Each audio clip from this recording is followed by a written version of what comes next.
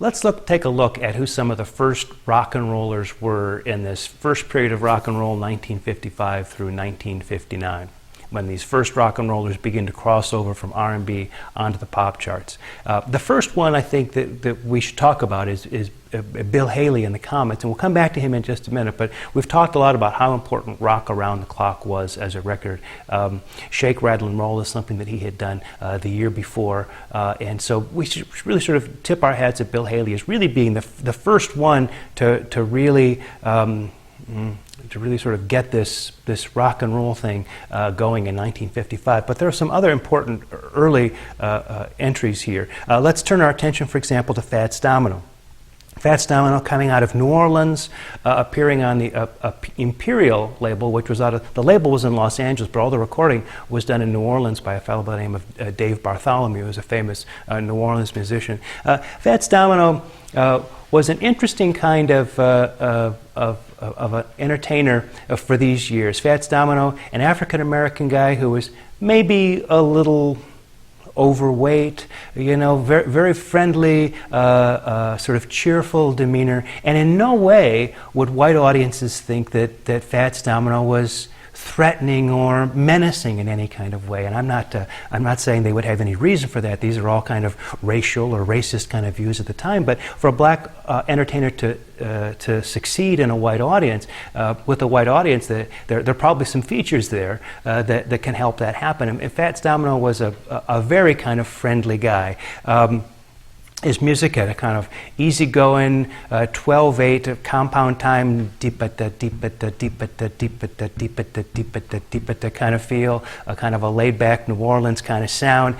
He really had a lot of country influence. In fact, among the other musicians that he hung with in New Orleans, they all kind of thought of him as more of a kind of a country western artist. We don't think of him that way, but in his crowd, that's the way he was thought. So maybe if there's a bit of the sort of country twang that makes his music maybe a little bit more approachable by a white audience that's not particularly familiar with rhythm and blues or rhythm and blues culture. Some of his early R&B hits that didn't cross over, I mean, he was on the R&B charts way before rock and roll in 1955. His first big one was The Fat Man from 1950, and another one called Going Home from 1952. There are several more. But his first big crossover is a tune called Ain't It a Shame from 1955. We'll talk about that with regard to Pat Boone in just a minute. And maybe the most representative song of Fats Domino from this era is Blueberry Hill from 1956, a big hit for him. Another one is I'm Walkin' from 1957. An interesting note about Blueberry Hill is it goes against a lot of what we talk about with regard to crossovers and covers, in that Blueberry Hill is a song that didn't really arise out of the R&B tradition. Blueberry Hill is a song that had been a hit in 1940 for the Glenn Miller Orchestra, a big band. So in some ways, the biggest hit for Fats Domino, one of the early African-American stars of rock and roll, was a cover version of a tune that had originally been done by Glenn Miller. So the minute we start to generalize too much about cover and crossover, it's always possible to come up with a counterexample, and this is one of them. Moving on from Fats Domino, let's consider Chuck Berry, coming out of St. Louis via Chicago. He recorded on Chess Records, was introduced to the guys at Chess Records by Muddy Waters. Chuck Berry was also a big fan of country music, and in his autobiography he talks about how important it was in his live act before he started recording to understand different dialects, he calls them, of music. And so he could do country western tunes in the country western style with his voice sounding very country western. Then he could do blues and R&B and jump blues and various kinds of things. He really understood different kinds of styles. And in many ways I think he used an awful lot of the country voice when he was recording those first couple of tunes, because many listeners, as the story goes, had no idea that Chuck Berry was a black guy.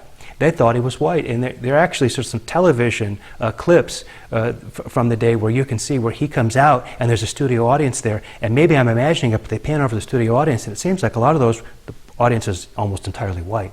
It seems like a lot of those folks are looking at Chuck Berry and they're going, God, I thought he was white, right? And so again, like Fats Domino, that country twang, that country influence maybe gives these first black artists maybe more approachability in the white market than they might have had otherwise. In fact, Chuck's first big hit is a song called Maybelline from 1955, and it's really a kind of an interesting example because, for one thing, if you look at the credit who it was written by, it was clearly, the words, the music we'll talk about in a minute, but the words were clearly written by Chuck Berry, but it says words and music by Chuck Berry, Leonard Chess, and Alan Freed.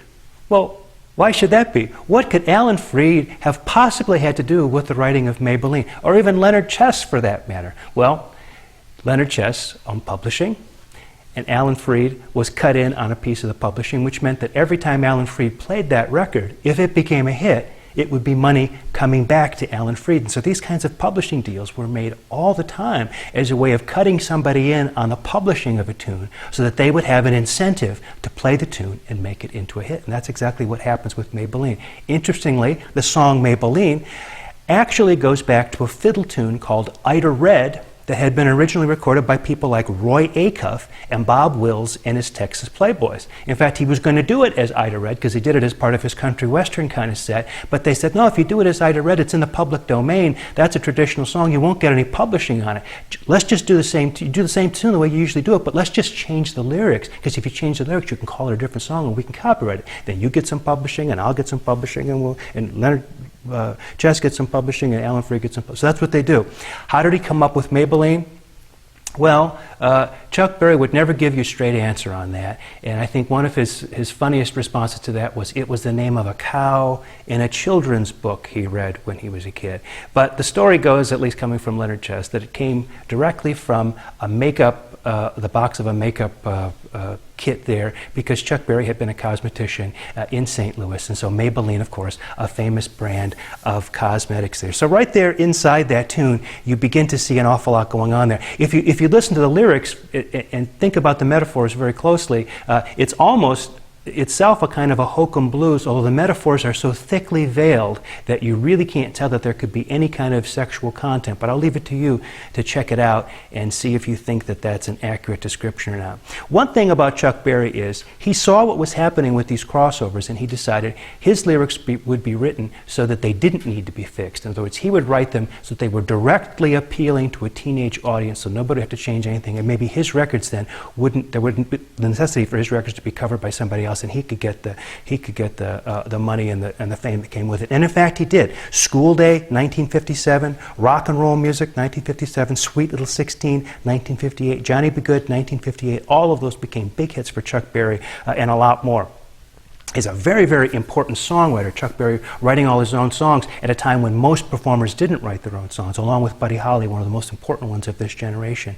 Also, his guitar style, that sort of the guitar licks that you hear, like at the very beginning of Johnny Be Good, are something that every kid learning rock and roll guitar up to a certain period, maybe in the 80s or 90s, maybe they still learn it, but everybody sort of learned that lick, that Chuck Berry thing. And this other thing, he does this duck walk thing where he gets down and puts the guitar between his legs and does it. All these things made Chuck Berry a fantastic guitarist and showman and a tremendous personality. Let's talk a little bit now about Little Richard, because now we're getting farther and farther away from the image that would be most appealing to white listeners. Little Richard was a flamboyant guy. There's just no two ways about it. Chuck Berry might have been the first rock and roller to write a song about makeup, but Little Richard was the first rock and roller to wear makeup. I mean, he was a sort of a crazy, exciting, energetic performer, playing on the piano, singing, sometimes screaming, sometimes with his feet up on the keyboard. He was fantastic, but all in a very kind of charismatic, lovable, perhaps non-threatening kind of way. All his music always filled with a certain kind of excitement and joy. Tunes like Tutti Frutti from 1955, which was a #2 hit on the R&B charts, but only got to number 17 on the pop charts. The Pat Boone version got to number 12. Long Tall Sally, 1956 was a #1 hit, number 6 on the pop charts. Good Golly Miss Molly, 1954 was number 4 on the R&B charts, number 10 on the pop charts. Now, if you paid attention to those numbers that just went by, you'd notice that the R&B numbers are always closer to the top of the charts than the pop numbers were. But again, a flamboyant style, maybe a little raw and rougher than Fats Domino's music or Chuck Berry's. But these three guys, Fats Domino, Chuck Berry, Little Richard, along with Bill Haley, right there at the very beginning of rock and roll. Now, let's move on to this idea of the whitening of rhythm and blues that we talked about in the last lecture and think a little bit about this. Bill Haley, who recorded for Decca, we've talked about his Shake, Rattle, and Roll from 1954. That was his cover version of the Joe Turner tune. And so we already know something about this whitening effect that goes on with the original R&B recordings and changing the lyrics and sort of making them more appealing, perhaps, or at least acceptable to a mainstream pop audience. The guy who takes most of the heat for this kind of thing, however, is Pat Boone. Pat Boone is actually a descendant of the explorer Daniel Boone, and recorded for an indie label in Gallatin, Tennessee called Dot. His version of the Fats Domino tune, Ain't That a Shame, went to #1 in the pop charts in 1955, remembering that the Fats Domino's did not do as well, and his version of Tutti Frutti, the Little Richard tune in 1956, went to #12, beating out Richard's and sort of passing it in the charts on the way along. So see, he usually takes the brunt of the heat for doing cover versions that most fans would say they don't like nearly as much as the originals. But what he does, by adding almost a kind of a swing band kind of vocal approach to those tunes, really merging the mainstream pop kinds of styles from before 1955 with R&B, in some ways what he does is more indicative of the qualities of rock and roll separable from rhythm and blues than the original R&B ones are in certain kinds of ways. Pat Boone also had a whole ton of hits that were not cover versions of somebody else's tune. Don't Forbid Me, Love Letters in the Sand, April Love, those were all #1 hits in 1956 and 1957, some of them even crossing over, and people are surprised to find this, Pat Boone hits that aren't cover versions crossing over onto the R&B charts. We sometimes call that reverse crossover, where a song becomes a hit on the mainstream chart and then becomes a hit on the R&B chart. We're coming back again to this idea of the controversy over cover versions, is the idea of these white musicians covering music that was originally done by black musicians, and whether or not this is right or not. And I've offered in the previous lecture, I offered the reasoning there. I'll leave it to you to decide what you think, but I would ask you to keep an open mind to the idea that it probably matters how close the song hews to the original version. In the case of the Pat Boone versions of both the Fats Domino version and the Little Richard version, they are not duplicates. If you don't like them, you don't like them because of how much they don't sound like the original, right? And in that way, even if you don't like it, you have to acknowledge that in terms of popular music at that time, it was perfectly all right to do a cover version of somebody else's tune if you made it your own. The top hits of mainstream pop hits of 1955, there are 3 of those top hits. I don't know if it's the top 20 or 25 hits. There are 3 versions of the Ballad of Davy Crockett. So it was certainly possible for that to happen. The ones I think that really are subject to a certain amount of negative criticism are the ones that basically just duplicated somebody else's record, where the only reason why you did it was basically to put a white artist's name on the label because you didn't think you could sell it if it had a black artist's name on it. And that's probably one of those things in the history of rock that we shouldn't be too proud of, but that's part of what happened, and it was part of the culture of the time. So now, having talked about this first rush of stars from 1955, we turn to the guy who really sort of defines this first wave of rock and roll, and that's Elvis Presley. We'll talk about him in the next lecture.